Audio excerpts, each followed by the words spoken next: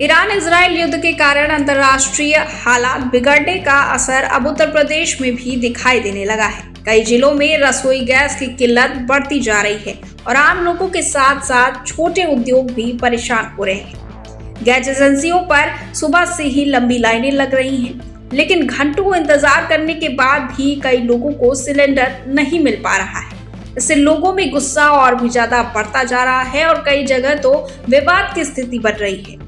वहीं शाहजहांपुर के जलालाबाद इलाके में गैस न मिलने से नाराज उपभोक्ताओं ने बरेली फर्रुखाबाद हाईवे पर जाम लगा दिया। सुबह करीब 10 बजे लोगों ने सड़क पर बैठकर प्रदर्शन करना शुरू कर दिया, जिससे यातायात प्रभावित हो गया। वहीं सूचना मिलने पर पुलिस मौके पर पहुंची और लोगों को समझाकर जाम खुलवाया गया। इसी तरह गोरखपुर के भरोइया इलाके में भी गैस की भारी कमी से लोग परेशान नजर आए। पीपीगंज की एक गैस एजेंसी सील होने के बाद वितरण व्यवस्था ठप हो गई है, जिससे उपभोक्ताओं का धैर्य जवाब देने लगा है। लोगों ने एजेंसी के खिलाफ प्रदर्शन भी किया।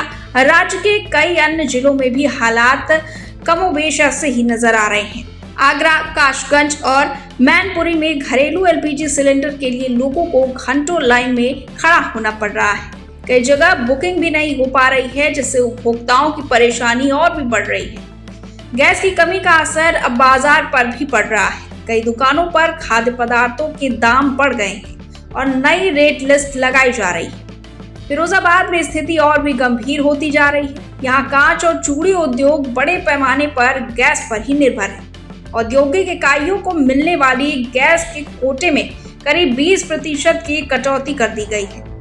इसके कारण कई कारखानों में काम ठप पड़ने की स्थिति बन गई है। वहीं उद्योग से जुड़े लोगों का कहना है कि अगर जल्द ही आपूर्ति सामान्य नहीं हुई तो सैकड़ों कारखाने बंद हो सकते हैं और हजारों मजदूरों की नौकरी खतरे में पड़ सकती है।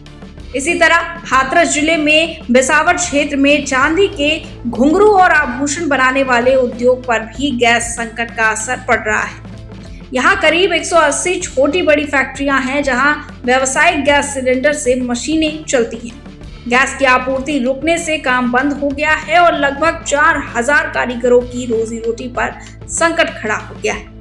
वहीं बिसावर का घुंघरू उद्योग देश में कई बड़े बाजारों में अपनी पहचान रखता है, इसलिए यहाँ के कारोबारी भी जल्द आपूर्ति बहाल करने की मांग कर रहे हैं। अगर बात पूर्वांचल के जिलों की जाए तो पूर्वांचल के जिलों में भी गैस की किल्लत बढ़ती जा रही है। वाराणसी सहित कई जिलों में गैस की आपूर्ति कम होने से हालात गंभीर हो गए हैं। वाराणसी के कई अन्य क्षेत्रों में गैस खत्म होने के बाद चूल्हे जलाकर खाना बनाया जा रहा है। बड़े होटलों में भी वैकल्पिक व्यवस्था करनी पड़ रही है। तो वहीं जौनपुर के जफराबाद क्षेत्र में छापेमारी के दौरान 61 घरेलू गैस सिलेंडर बरामद किए गए हैं, जिन्हें कालाबाजारी के लिए जमा किया गया था। वहीं भदोही में भी पूर्ति विभाग ने कार्यवाही करते हुए कई घरेलू और छोटे सिलेंडर जब्त किए।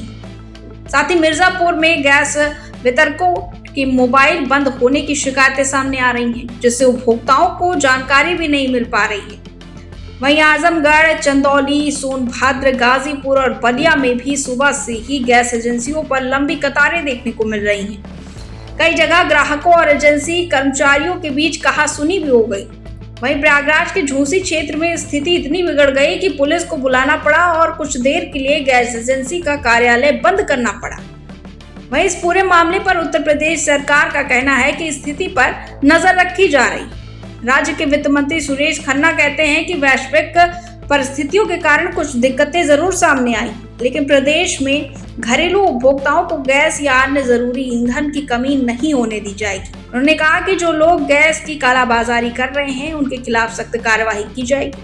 वहीं देखा जाए तो गैस की कमी ने आम लोगों से लेकर उद्योगों तक सभी को प्रभावित कर दिया है और अगर जल्द ही आपूर्ति सामान्य नहीं हुई तो ये समस्या और भी बड़ी हो सकती है। इसलिए प्रशासन और सरकार पर दबाव बढ़ता जा रहा है कि जल्द से जल्द गैस वितरण व्यवस्था को ठीक किया जाए ताकि लोगों को राहत मिल सके।